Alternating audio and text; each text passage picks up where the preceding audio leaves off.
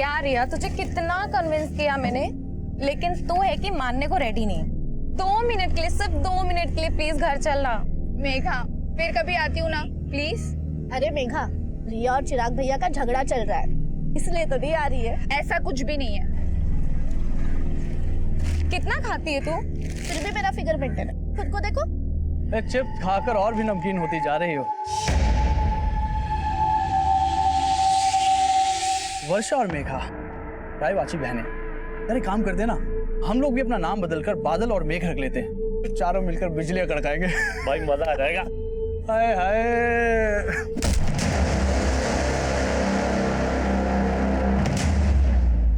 अगर आइंदा मेरी बहनों के साथ बदतमीजी की ना तो जानू नजर आएगा तुम्हें। चलो।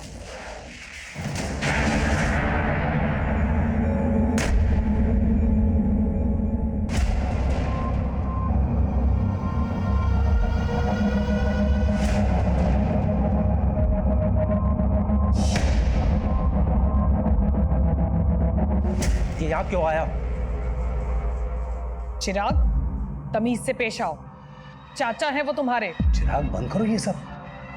चाचा जी के बारे में ऐसी कोई गलत बात नहीं सोचनी चाहिए तुम्हें। मुझे क्या सोचा और क्या नहीं सोचा अच्छी तरह पता है जीजा जी। अब मैं बच्चा नहीं रहा।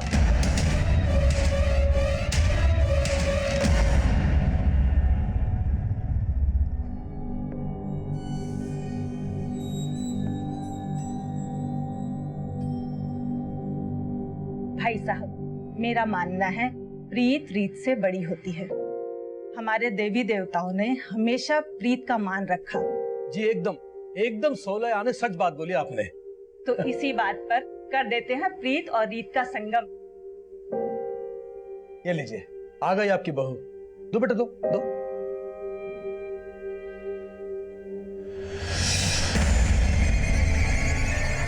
चाय इधर है। चाय, थैंक यू। माँ, माँ, मुझे ये शादी नहीं करनी है। जो लड़का शादी से पहले मुझे बाज की तरह से घूर घूर के देख रहा था, वो शादी के बाद पता नहीं क्या करेगा मेरे साथ। ना बाज अपनी बाजीगिरी से बाज आएगा और ना तेरे पापा अपने फैसले से बदलने वाले हैं, समझी? पर ये फैसला मेरी जिंदगी, मेरे सपने, सब कुछ तबाह कर देगा, और ऐसा मैं होने नहीं दूंगी। क्या हो रहा है यहाँ पे? क्या होता मचा रखा है? कुछ नहीं पापा, बस कब गिर गया था। कब गिर गया था? जब कब नहीं फूटा है? लगता तेरा दिमाग खराब हो गया है।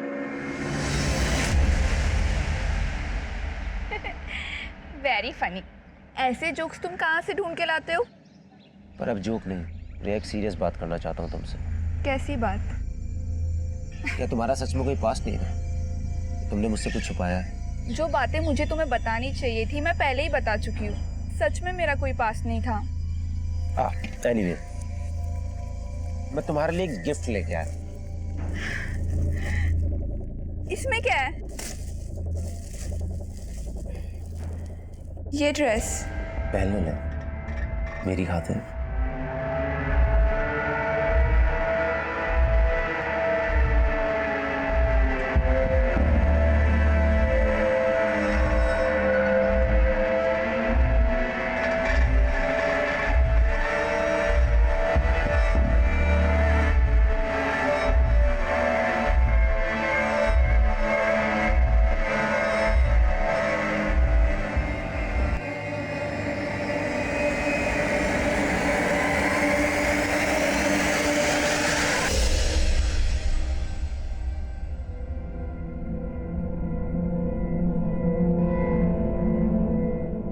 बस बस हो गया, मंडी जाना है मुझे, देर हो रही है।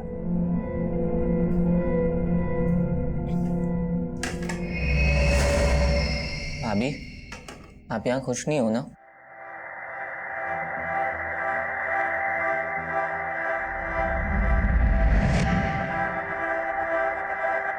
क्यों रे? इसको हमदर्द बनने की कोशिश कर रहे हैं। तेरे इरादे ठीक नहीं लग रहे मुझे। बताऊं क्या राजीव भैया को? तो बता दो ना, मुझे फर्क नहीं पड़ता है।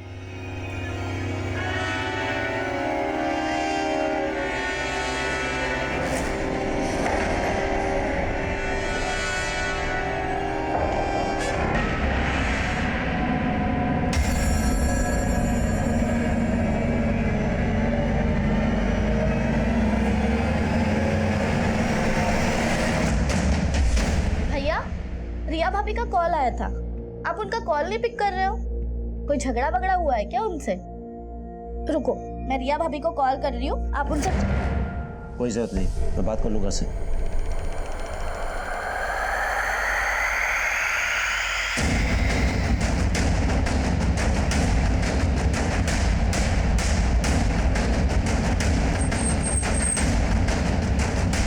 सर, एक लड़के की बॉडी है।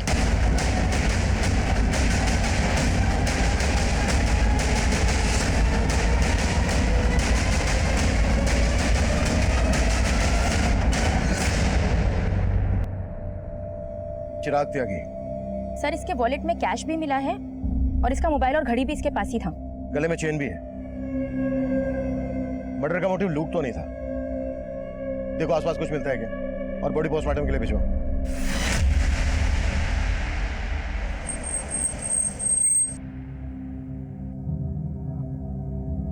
हमें चिराग की लाश एमसीडी पार्क के पास एक खाली प्लॉट में मिली।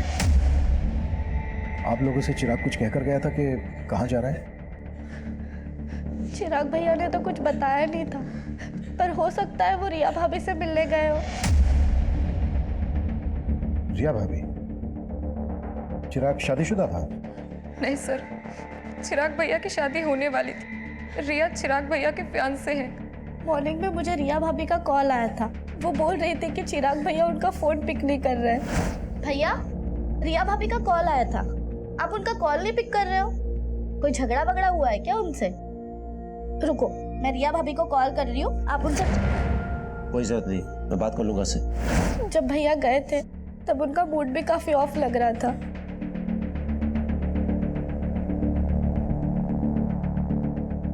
आप लोगों को किसी पर शक है जो चिराग का मर्डर कर दे? सर जरूर ये जतिन और उसके दोस्तों ने किया है। सर, कुछ दिन पहले मुझे और वर्षा को भी उनने बहुत परेशान किया था। इतना कुछ हो गया, आप लोगों ने पुलिस कंप्लेन क्यों नहीं की? चिराग भैया को लगा कि वो दोबारा ऐसी हरकत नहीं करेंगे।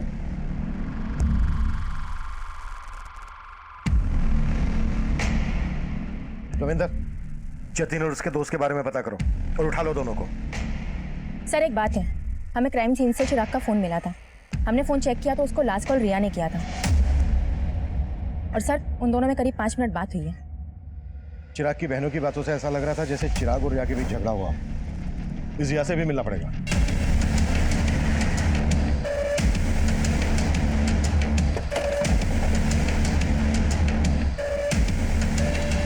सर, चिराग मुझसे नाराज था, इसलिए वो मेरा फोन पिक नहीं कर रहा था। नाराजगी की वजह क्या थी? एक्चुअली मेरे पेरेंट्स का कहना था कि शादी के पहले हमें ज़्यादा नहीं मिलना चाहिए, और वो मुझसे मिलना चाहता था। मैंने उसे मना कर दिया तो उसे ये बात बुरी लग गई। चिराग की फोन पर आखिरी बार बात तुमसे हुई थी। क्या बातें हुई थी तुम दोनों के बीच?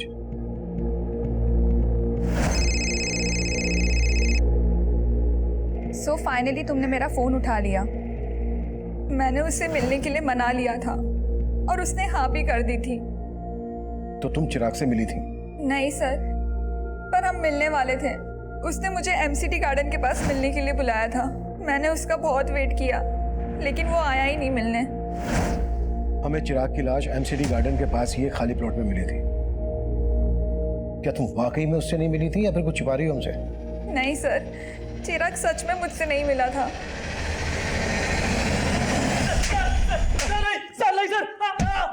सर नहीं, सर मुझे कुछ नहीं मालूम सर मैंने कुछ नहीं किया सर। तूने नहीं किया तो जतिन ने किया होगा। जतिन कहाँ है? सर जतिन 2 दिन पहले सर कुरुक्षेत्र गया था सर, और सर चिराग का मर्डर तो सर कल हुआ था। सर जतिन ने भी चिराग को नहीं मारा सर। अगर जतिन ने चिराग को नहीं मारा है तो वो अपना फोन बंद करके क्यों बैठा है? और कुरुक्षेत्र में कहाँ है वो?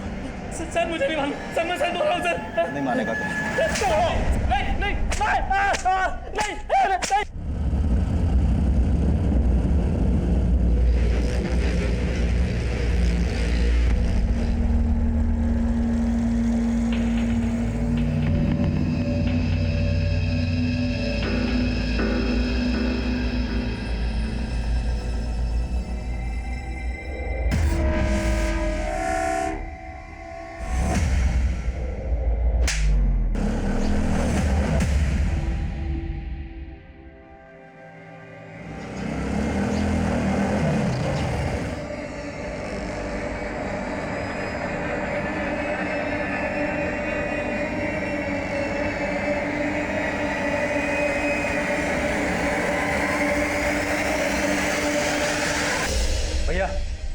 आपने उस लुगाई के सामने मुझे थप्पड़ मार के अच्छा नहीं किया।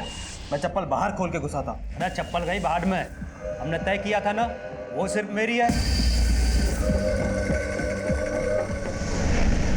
सर, जतिन का फोन चिराग के मर्डर से एक रात पहले से हरियाणा के कुरुक्षेत्र में ही एक्टिव था और अपने दोस्तों की गिरफ्तारी के बाद उसने अपना फोन कुरुक्षेत्र में ही बंद किया था। माना चिराग के मर्डर वाले दिन उसका फोन कुरुक्षेत्र में एक्टिव था, पर यह भी तो हो सकता है कि जतिन तब गाजियाबाद में हो और ये सब एलिबाई खड़ी करने की एक चाल हो। जतिन के लिए लुकआउट नोटिस जारी करो, वो गाजियाबाद में छुपा हो सकता है या फिर कहीं और भी। सर, और जतिन के साथ साथ रिया के बारे में भी पता करो। जब चिराग का मर्डर हुआ तब रिया उसी एरिया में थी। हो सकता है उसने हमसे झूठ बोला हो कि वो चिराग से नहीं मिली थी।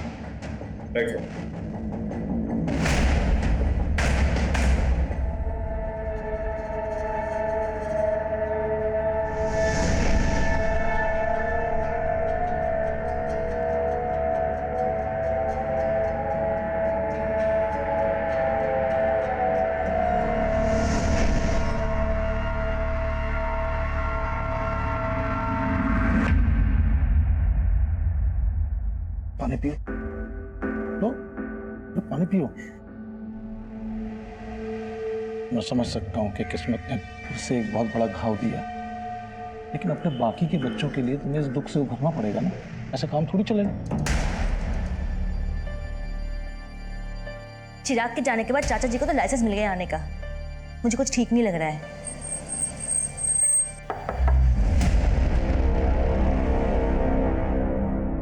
हम जतिन की तलाश कर रहे हैं, लेकिन हमें रिया के बारे में भी कुछ बातें जाननी है। चिराग रिया को कब से जानता था और क्या उन दोनों की लव मैरिज होने वाली थी? नहीं सर, उसका रिश्ता तो हमने ही करवाया था। दरअसल रिया मेघा और वर्षा के साथ एक ही स्कूल में थी। रिया और मेघा तो बचपन की दोस्त हैं। उसके घर वालों को हम बहुत अच्छे से जानते हैं। तो क्या चिराग इस शादी से खुश था? हाँ सर, ये शादी उसकी मर्जी से ही हो रही थी। आप ये सब क्यों पूछ रहे हैं? आपको क्या रिया पे शक है? मतलब मुझे पता लगा कि चिराग जब मिलने गया था रिया को तभी ये सब। आप क्या लगते हैं चिराग के? जी मैं चिराग का जीजा हूँ। वैसे रहते कहाँ हैं? जी मैं इसी घर में रहता हूँ, यही। नहीं। और आप? मैं चिराग का चाचा हूँ सर। चिराग मेरी भाभी का इकलौता बेटा था। उसके बिना ये घर सर, उसके गुनाहगार बचने नहीं चाहिए सर। दोषियों को सजा दिलाना हमारी ड्यूटी है, आप चिंता मत कीजिए।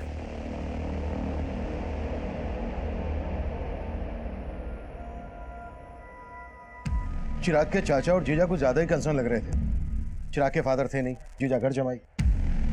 चेक करो, कोई पर्सनल या प्रॉपर्टी को लेकर इश्यू तो नहीं था इन लोगों के बीच।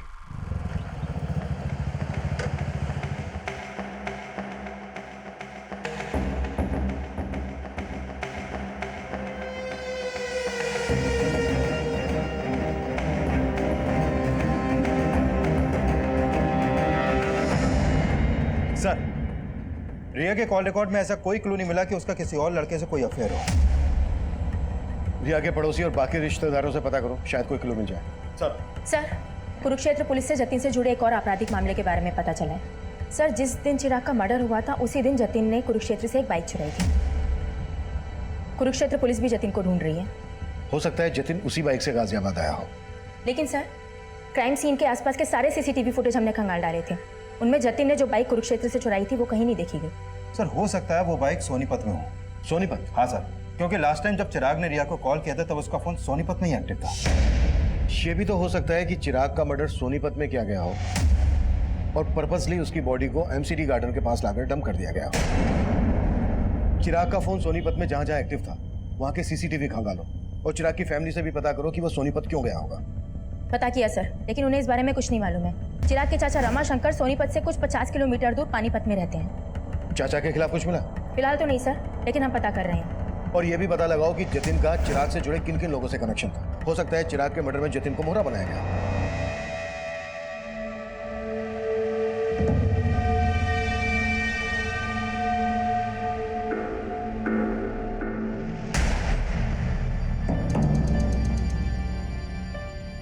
वर्षा, मेघा, ये चाचा जी तो यहीं बस गए हैं।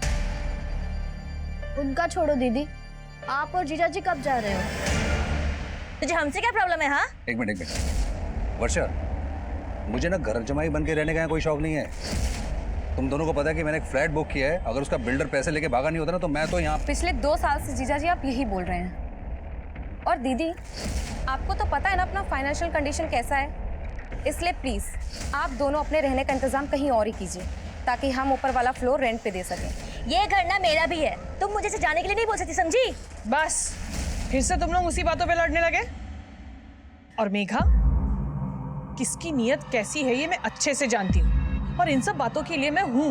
लेकिन चिराग भैया ने तो आप पे कभी भरोसा ही नहीं किया, और वजह आप अच्छी तरीके से जानती है। हम चिराग के घर वालों के बारे में पता कर रहे थे और दूसरी तरफ हम जतिन को भी ढूंढ रहे थे, लेकिन हमें जतिन नहीं मिल रहा था जिस पर चिराग की फैमिली शक जता रही थी। चिराग की मंगेतर रिया भी हमारे रडार पर थी, लेकिन इस केस से जुड़ा एक अलग ही एंगल तब हमारे सामने आया, जिसने इस केस को अचानक से एक घुमाव दे दिया। सर, हमने उस दिन के सोनीपत के एरिया के सीसीटीवी खंगाले थे जब चिराग का फोन वहां पर एक्टिव था, लेकिन उसमें से किसी भी फुटेज में चिराग कैप्चर नहीं हुआ। लेकिन सर, उससे एक दिन पहले की एक सीसीटीवी फुटेज में चिराग कैप्चर हुआ था, जिसमें वो एक औरत का पीछा कर रहा था। ये देखिए सर। कौन है ये औरत और चिराग क्यों और किस मकसद से इसका पीछा कर रहा होगा? प्रिया, औरत घूंघट में है, फिर भी चिराग के घर वालों को ये फुटेज दिखाओ, हो सकता है वहां से कोई हिंट मिल जाए। Right sir.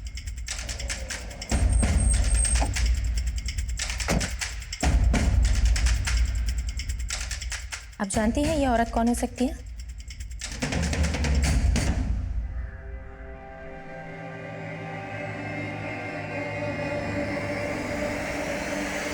अरे नीच, जब मैं अंदर होता हूँ तब भी तू इसी तरह झांकता है? हाँ, झांकता हूँ, लेकिन आपकी तरह आपकी मशरूफियत में बाधा नहीं डालता। उसे देखिए, इश्क लड़ा रहा है अंदर, तो लड़ाने दे, तेरे क्यों चुल उठ रही है? अरे वो मेरे भोले भैया उस लड़की को हमारे खिलाफ भड़का रहा है।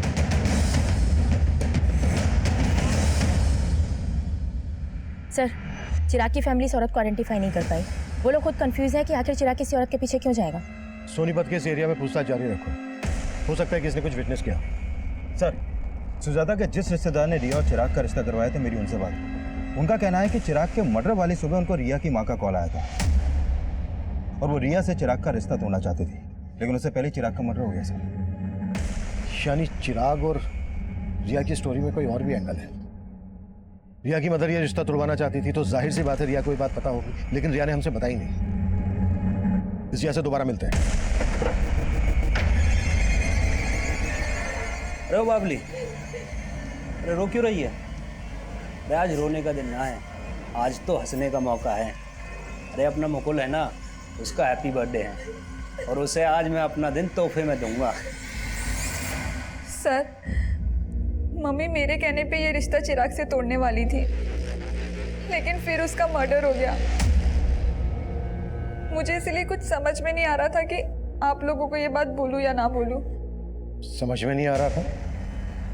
क्या फिर जानबूझकर ये बात हमसे छुपाई गई? नहीं सर, ऐसा कुछ भी नहीं है।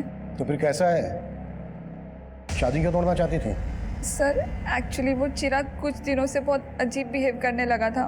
पहले वो जब भी मिलता था अच्छी बातें करता था, लेकिन अचानक से उसके बिहेवियर में चेंजेस आ गए। रिया, एक सीरियस बात करना चाहता हूँ तुमसे। कैसी बात? क्या तुम्हारा सच में कोई पास्ट नहीं था? जो बातें मुझे तुम्हें बतानी चाहिए थी मैं पहले ही बता चुकी हूँ। सच में मेरा कोई पास्ट नहीं था। एनीवे, मैं तुम्हारे लिए एक गिफ्ट लेके आया। ये ड्रेस पहन लो।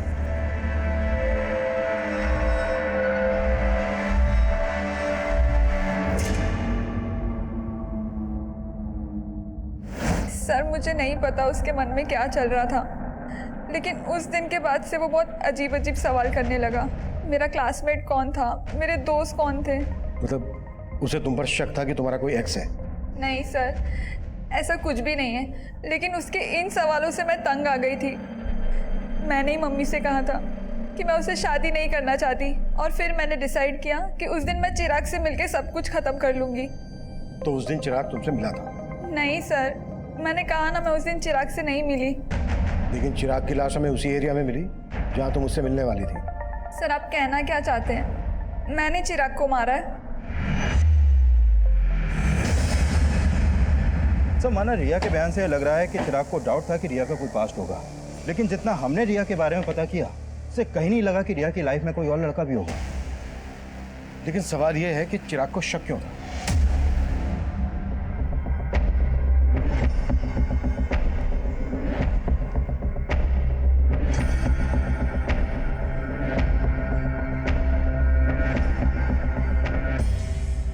सोनीपत में चिराग को इस औरत के पीछे जाते हुए देखा गया था।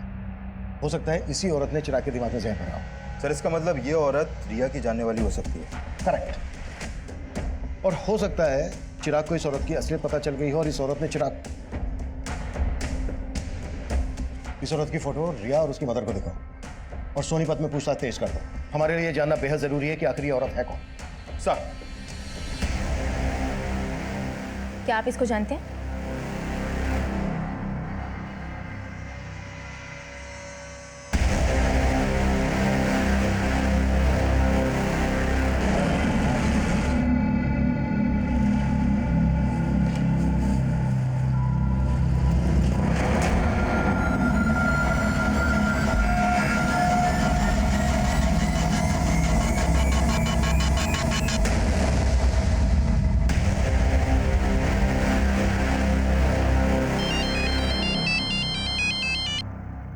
हेलो,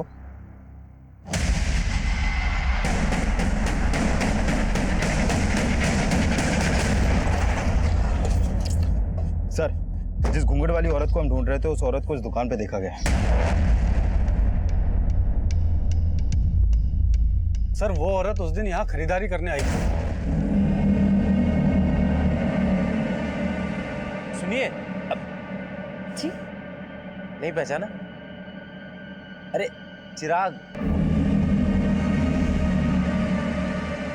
उसके बाद वो लड़का भी यहाँ से उस औरत के पीछे चला गया था।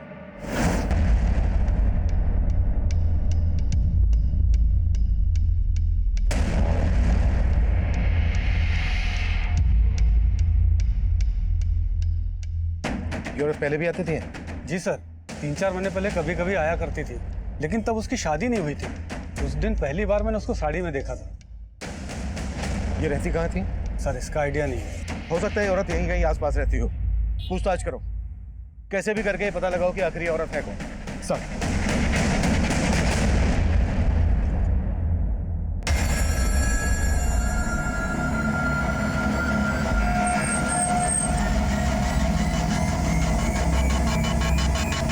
हम सोच ही नहीं पा रहे थे कि उस घूंघट वाली लड़की की चिराग के मर्डर में क्या भूमिका होगी, लेकिन उसी दौरान कुरुक्षेत्र पुलिस से हमें जतिन से जुड़ी एक अहम लीड मिली और आखिरकार हमने जतिन को धर ही लिया।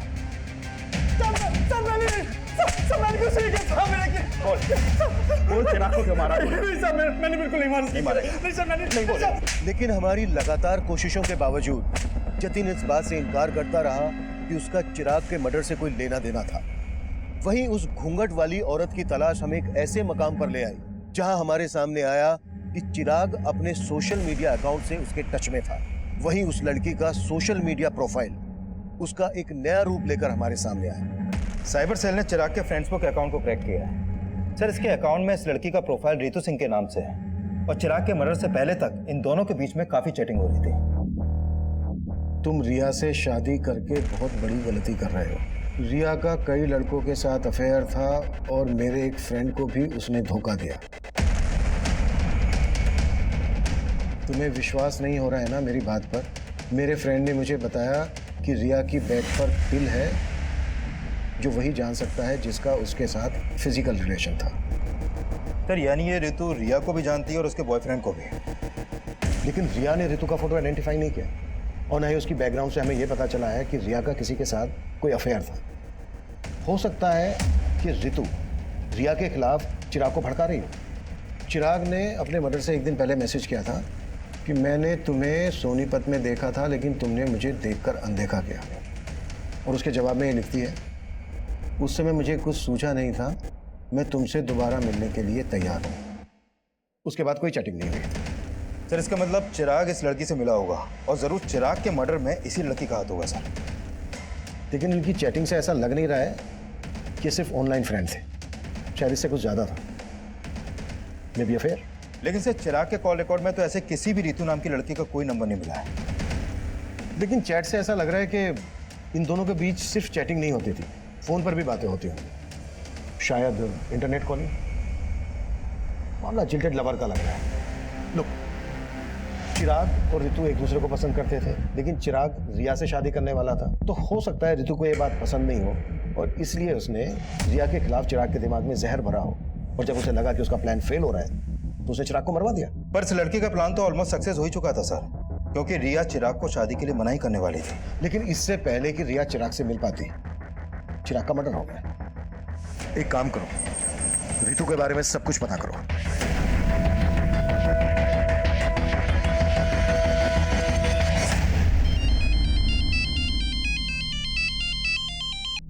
हाँ रविंदर। सर, उस लड़की के पेरेंट्स के घर का पता चला।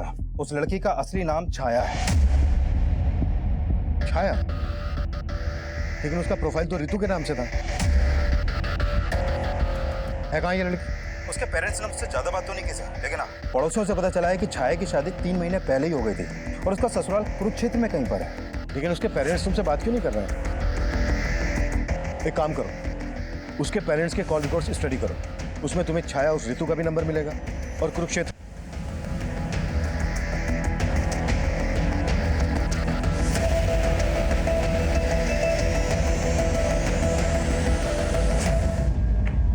सर, छाया के पेरेंट्स के कॉल रिकॉर्ड में छाया का नंबर तो मिला ही है, लेकिन उसके अलावा 2 नंबर और मिले हैं कुरुक्षेत्र के।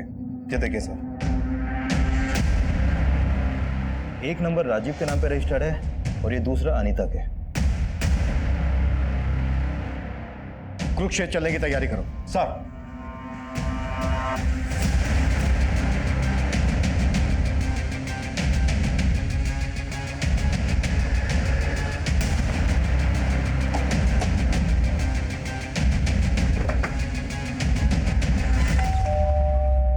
जी, हम छाया से मिलने आए हैं। हमें पता चला है कि उसकी यहीं पर शादी हुई है। जी वो मेरी बीवी है, लेकिन आप उससे क्यों मिलना चाहते हो? हमें केस के सिलसिले में उससे बात करनी है। केस? कौन सा केस साहब? बुलाओ उसको, या हम उसी से बात करेंगे। नहीं, वो यहाँ पर नहीं है। तो फिर कहाँ है? 1 सप्ताह पहले यहाँ से भाग गई। भाग गई? जी, और अब हम उसके बारे में कोई बात भी नहीं करना चाहते हैं। धन्यवाद।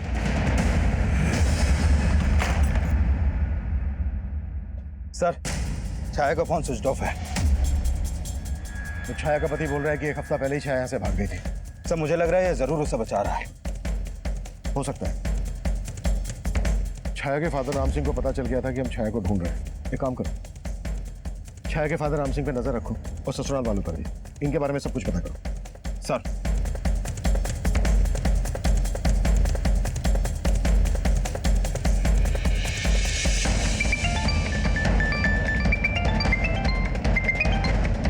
जैन सर।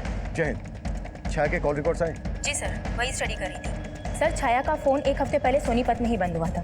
भैया, जहाँ पर छाया के पेरेंट्स रहते हैं, हो सकता है छाया वहीं छुपी है। पता करो। जी सर। और सर, छाया के कॉल रिकॉर्ड के हिसाब से गाजियाबाद का एक नंबर मिला है जिस पर उसकी काफ़ी बातचीत होती थी। किसका नंबर है? सर, ये नंबर किसी जितेंद्र वशिष्ठ के नाम पर रजिस्टर्ड है। नंबर स्विच ऑफ है या एक्टिव है? सर, एक्टिव है। जितेंद्र को थाने बुलाओ। जी सर। सर, जितेंद्र वशिष्ठ आ गया है। बुलाओ। सर, छाया मेरी स्टूडेंट थी। मैं जिस कॉलेज में पढ़ाता था, छाया 3 महीने पहले तक वहाँ पढ़ती थी। 3 महीने पहले तक पढ़ती थी? लेकिन बात तो तुम दोनों के बीच 1 हफ्ते पहले तक हो रही थी। तुम दोनों के बीच सिर्फ टीचर और स्टूडेंट वाला रिश्ता था या फिर? नहीं सर, छाया मेरी स्टूडेंट थी। वो मेरी बहुत रिस्पेक्ट करती थी सर। थी? मतलब अब कहाँ है वो? सर, मैं आपको सब कुछ बताता हूँ। दरअसल छाया एक ऐसे कम्युनिटी से बिलोंग करती है जहाँ एक ही लड़की की शादी परिवार के सभी बेटों के साथ कर दी जाती थी। What? हाँ सर, कुरुक्षेत्र में उसकी शादी 3 भाइयों के साथ हुई थी, लेकिन वो इस शादी के खिलाफ थी। पर उसके पेरेंट्स ने उसकी एक बात नहीं सुनी और वो अपनी तकलीफ मुझसे शेयर करती थी। 1 हफ्ते पहले वो मुझसे नरेला मिलने आई थी। सर, वो अपने 3 पतियों से तंग आकर वहाँ से भाग आई थी। वो मेरी हेल्प चाहती थी सर। कैसी हेल्प? सर, उसको पैसों की ज़रूरत थी। उसने मुझसे कहा था कि मुंबई में उसकी एक फ्रेंड है जो एनजीओ में काम करती है। मैंने उसे मुंबई जाने के लिए 10,000 रुपये भी उधार दिए थे और फिर उसके बाद वो चली गई। लेकिन फ़ोन तो उसका अभी बंद आ रहा है। सर, मुझे भी ये समझ में नहीं आ रहा है। अच्छा, मुंबई में कहाँ जाने वाली थी वो और किस फ्रेंड की बात कर रही थी? सर, इस बारे में उसने मुझसे कुछ नहीं बताया।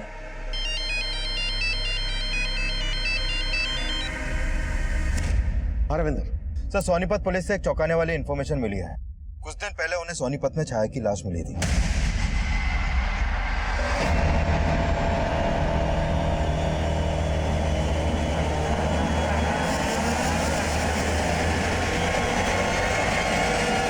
सर, सोनीपत पुलिस ने छाया का पोस्टमार्टम करवाया तो सामने आया कि छाया का मर्डर भी चिराग की तरह उसका गला दबा के किया गया था और उसकी मौत 1 हफ्ते पहले तभी हो गई थी जब उसका फोन बंद हुआ। लेकिन जितेंद्र की ये बात सही निकली कि छाया की शादी 3 भाइयों से हुई थी। Right sir. और उस गांव में ऐसी कई औरतें हैं जिनके एक से ज्यादा पति हैं और सभी वहां के जमींदार हैं। सर, उस गांव की रीति के हिसाब से एक ही परिवार के सभी बेटों की शादी एक औरत से इसलिए करवाई जाती है ताकि जमीन का बंटवारा ना हो, लेकिन औलाद पैदा करने का हक सिर्फ बड़े भाई को होता है। बाकी के भाई उस औरत को सिर्फ एक सेक्स वर्कर की तरह इस्तेमाल करते हैं। सर, छाया इस शादी के खिलाफ थी। हो सकता है चिराग और छाया का शादी के पहले से अफेयर हो। इस बात में सच्चाई नहीं लग रही, क्योंकि चिराग रिया से शादी करने वाला था और छाया चिराग से ऋतु बनकर चैटिंग करती थी। हाँ, एक बार को यह हो सकता है कि छाया के तीनों पतियों को ऐसा लगा हो कि छाया और चिराग का अफेयर चल रहा है, इसलिए उन्होंने पहले चिराग को और उसके बाद छाया को मार डाला। संतोष, बहुत हो गया तेरा 1/3 और हम तेरी हड्डियों के बट्टे इकट्ठे करेंगे।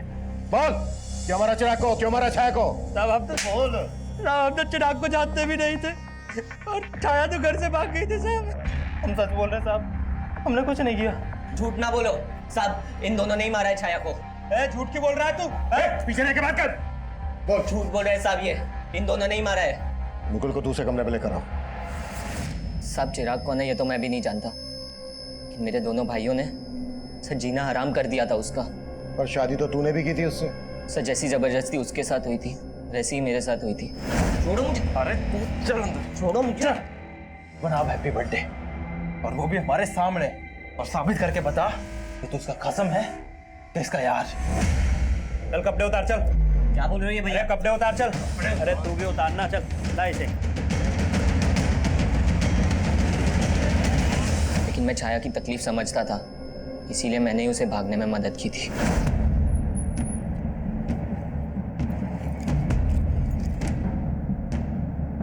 साहब, वो गाजियाबाद बोल के निकली थी, लेकिन मेरे दोनों भाई उसे बाद में ढूंढ रहे थे। सच सच बता दे, कहाँ भेजा तूने उसे? नहीं भैया, मैंने उसे नहीं भगाया है।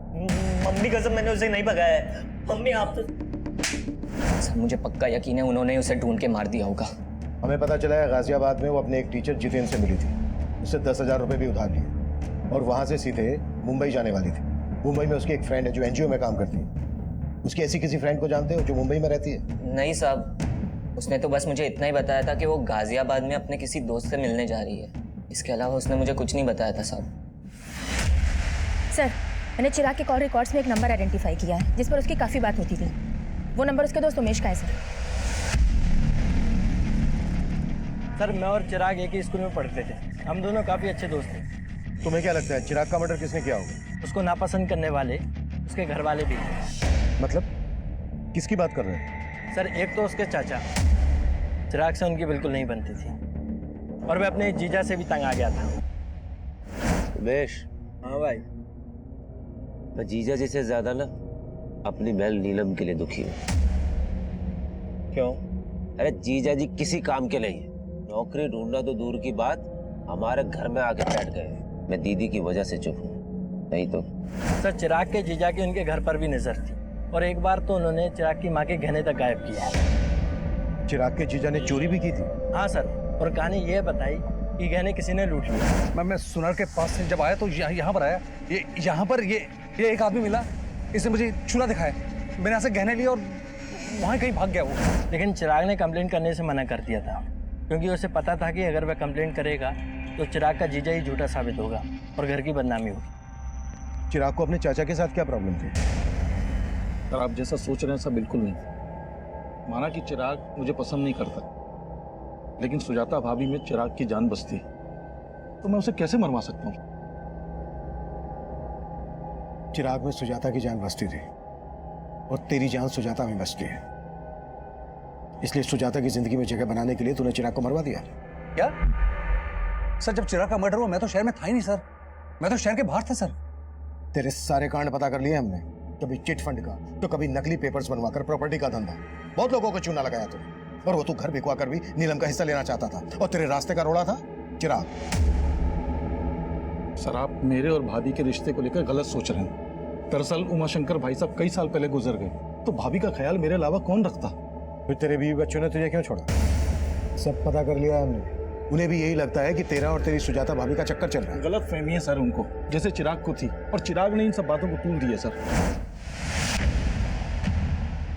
और रमाशंकर बाहर निकल।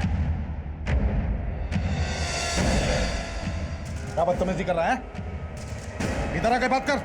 अंदर तो मेरे पाँव के जूते भी नहीं जाएंगे। लास्ट वार्निंग दे रहा हूँ, अगर मेरी माँ से मिला ना तो अच्छा नहीं होगा रमाशंकर। सर इस चिराग की वजह से मेरी फैमिली मुझे शक की निगाह से देखने लगी थी। हो सकता है इसी बात का बदला लिया हो तूने चिराग से। सर मैं मानता हूँ कि मैं बहुत घटिया आदमी हूँ, लालची आदमी हूँ, लेकिन ये चिराग के मर्डर में मेरा कोई रिलेशन नहीं है सर। मेरे और सुजाता भाभी के बीच में तेवर भाभी से पहले दोस्ती का रिश्ता है। मतलब? सर बड़ी भाभी सुनीता की मौत के बाद। अब ये सुनीता भाभी कौन है? सर मेरे भैया की पहली पत्नी। सर उनकी मौत के बाद भैया ने सुनीता भाभी की छोटी बहन सुजाता से शादी कर ली, ताकि उनके बच्चों को माँ का प्यार मिल सके। मतलब नीलम और चिराग तुम्हारी सुजाता भाभी के बच्चे नहीं है?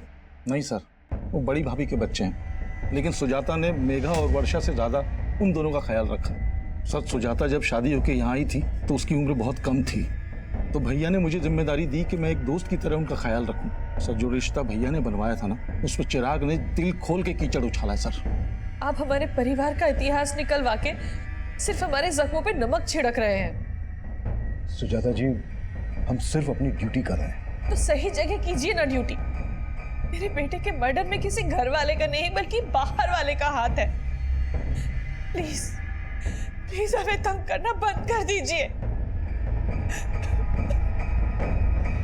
सर छाया के कॉल रिकॉर्ड में मुंबई का एक भी नंबर नहीं मिला है, और ऐसा कोई लीड भी नहीं मिला है जिससे पता चले कि उसका कोई रिश्तेदार मुंबई में होगा। मतलब जितेंद्र ने झूठ बोला था हमसे? कुंडली निकालो उसकी। सर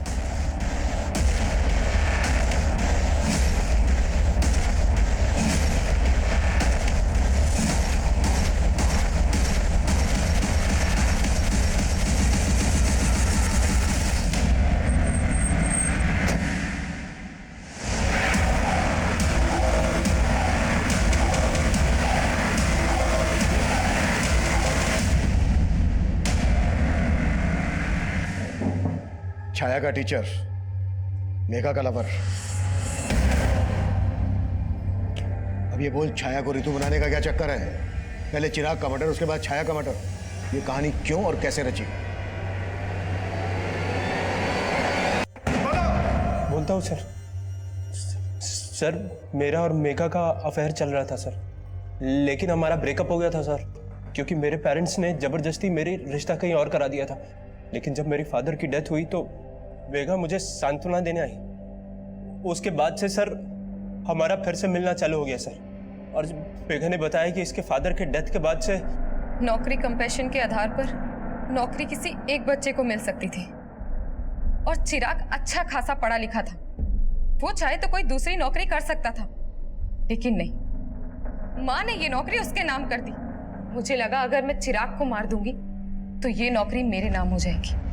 मुझे मालूम था छाया जितेंद्र की स्टूडेंट थी, इसीलिए जितेंद्र की मदद से हमने छाया की फोटो यूज की और ऋतु नाम की एक फेक प्रोफाइल बनाई और चिराग को फ्रेंड रिक्वेस्ट भेजी, और उसने वो रिक्वेस्ट एक्सेप्ट भी कर ली। धीरे धीरे हमारी नॉर्मल बातें होने लगी। फिर एक दिन चैटिंग के थ्रू चिराग ने मुझे कहा कि उसे रिया से शादी करनी है। बस इसी मौके का फायदा उठाकर मैंने चिराग को कहा रिया की फोटो भेजने के लिए, और फिर मैंने उसे लिखना शुरू किया कि मैं रिया को जानती हूँ, और फिर धीरे धीरे चिराग के मन में रिया के खिलाफ शक पैदा करवाया। और चिराग तुम्हारे उन मैसेजेस पर बिना सोचे समझे भरोसा करने लगा था? नहीं, मैं ऋतु बनकर कभी कभी किसी ऐप के जरिए उससे वॉइस कॉल करती थी। एक तरफ चिराग और रिया का रोज झगड़ा होने लगा, और दूसरी तरफ चिराग मुझसे बार बार मिलने की रिक्वेस्ट करने लगा। उसी दिन उसने छाया को सोनीपत में देख लिया, और छाया ने उसे देखकर जिस तरह से रिएक्ट किया उसे शक होने लगा। इसीलिए मैंने ऋतु बनकर उसे कॉल किया और उसे मिलने के लिए बुलाया। और तुम्हें पता था चिराग और रिया एमसीडी गार्डन में मिलते थे, इसलिए तुमने उसको वहीं पर मिलने के लिए बुलाया?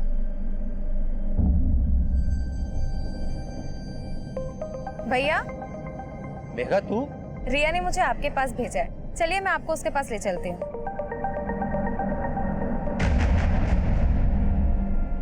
आया हूँ। भैया बस आती होगी। मुझे पता था आप लोग किसी ना किसी तरह छाया तक पहुंच जाएंगे। और इसलिए छाया को मैंने कहा कि तुम अपने पति को छोड़कर भाग जाओ, और उससे मैंने कहा कि मैं एक एनजीओ के बारे में जानता हूँ। और वो जब मिलने आई तो हमने। और ये तुमने सिर्फ नौकरी पाने के लिए किया? नहीं, ये बंटवारे के प्यार से थक गई थी मैं, तंग आ गई थी। हर वक्त नीलम, चिराग। सुजाता जी, चिराग और नीलम की सौतेली माँ थी, तुम्हारी तो अपनी माँ है, सगी। लेकिन क्या फायदा, वो तो उन दोनों से प्यार करती थी ना। पापा की मौत के बाद उनके पेंशन और पीएफ के 50 लाख रुपए मिले थे, लेकिन वो नीलम और उसके निकम्मे पति के घर बसाने में लगाना चाहती थी। लेकिन चिराग तो तुम दोनों बहनों से प्यार करता था। क्या करती मैं इसे प्यार का? माँ का सारा प्यार, प्रॉपर्टी, पापा के पैसे सब रख लेता वो। अगर तुम्हें लग रहा था कि तुम्हें तुम्हारा हिस्सा नहीं मिल रहा था, तुम्हारा हक मारा जा रहा था, तो कोर्ट का दरवाजा खटखटा सकती थी। ये सब करके मिल गया तुम्हें तुम्हारा हिस्सा, तुम्हारा हक। चिराग ने मेघा को कभी अपनी सौतेली बहन नहीं समझा, लेकिन वो इस दस्तक को नहीं भाप पाया कि जिस बहन की रक्षा के लिए वो किसी भी हद तक जा सकता है, वो बहन खुद उसकी भक्षक बन जाएगी। सुजाता की ये कोशिश कि वो चिराग और नीलम की अच्छी मां साबित होगी, उसे उसके ही बच्चों से दूर कर दिया। चिराग के लिए नफरत मेघा में एकाएक नहीं पनपी होगी, बल्कि सालों से पनप रही हो। तो क्या सुजाता ने मेघा के अंदर उबलते गुस्से को कभी नहीं भापा? या फिर उसे दस्तक मिली थी, लेकिन उसने उस दस्तक को महसूस नहीं किया? उम्र के हर पड़ाव पर जब जब हम अपना बचपन याद करते हैं, तब तब सबसे पहले हमें हमारे भाई बहन और माता पिता याद आते हैं। लेकिन बढ़ती उम्र के साथ साथ अपनी मासूमियत बनाए रखना आसान नहीं होता, क्योंकि अक्सर हमें यह गलत फहमियां जकड़े रहती हैं कि दुनिया में भोलापन नहीं बल्कि चालाकियां बिकती हैं। और कभी कभी हम इतना बदल जाते हैं कि इंसानियत हमें एक टूटा हुआ खिलौना और ईमानदारी झूठ लगने लगती है। हमें हमारे बचपन की मासूमियत हमेशा बचाए रखने की कोशिश करनी चाहिए, क्योंकि हमारी पूरी जिंदगी में हमारा बचपन ही वो मोती है जो हमें इंसानियत और रिश्तों को बनाए रखने की कीमत समझा सकता है। अब मैं सीनियर इंस्पेक्टर अभिमन्यु जिंदल आप लोगों से विदा लेता हूं। आपसे फिर मुलाकात होगी एक नए केस के साथ। देखते रहिए क्राइम पेट्रोल दस्तक। मकसद बताना नहीं, बचाना है।